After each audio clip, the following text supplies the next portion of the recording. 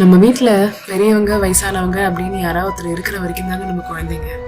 நாங்களும் அப்படி தான் இருந்தோம் அன்டில் மை ஃபாதர் இல்லா எக்ஸ்பயர்ட் ரீசெண்ட்லி. குவைத்தில் இருந்த வரைக்கும் டெய்லி கேலண்டர்னு ஒன்று இருக்கவே இருக்காது. கிருத்திகை, அமாவாசை, பௌர்ணமி அந்த மாதிரி எந்த நாள் கிழமையும் பார்க்காம பார்த்தீங்கன்னா நான்வெஜ் சாப்பிட்டுட்டு இருந்தோம்.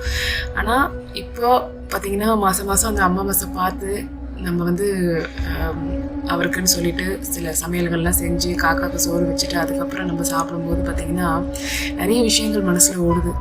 நாங்கள் குவைத்லேருந்து சென்னைக்கு வரும்போதெல்லாம் பார்த்திங்கன்னா எங்கள் மாமனாருக்குன்னு சொல்லிட்டு பர்ஸ் வாங்கிட்டு வருவோம். அவருக்கு வந்து இந்த வேலட்னா ரொம்ப பிடிக்கும். வேறு எதுவும் காஸ்ட்லியாக அவர் எதிர்பார்த்ததே கிடையாது. அந்த ஒன்று தான் அவர் கேட்பார் எப்பவுமே. ஸோ இப்போ யோசிக்கும் போது என் வீட்டுக்காரர் சொல்லி வருத்தப்படுற விஷயம், இனிமேல் அவருக்கு நம்ம அதை வாங்கிட்டு வர முடியுமா? அவருக்குன்னு நம்ம செய்ய போகிறது இது ஒன்று மட்டும்தானே. இதெல்லாம் பார்க்கும்போது ஏஜிங்க நினச்சாலே ரொம்ப பயமாக இருக்குது. நம்ம பேசாமல் குழந்தைங்களாகவே இருந்திருக்கலாம் போல இருக்குது. என்ன பண்ணுறது, life has to go on.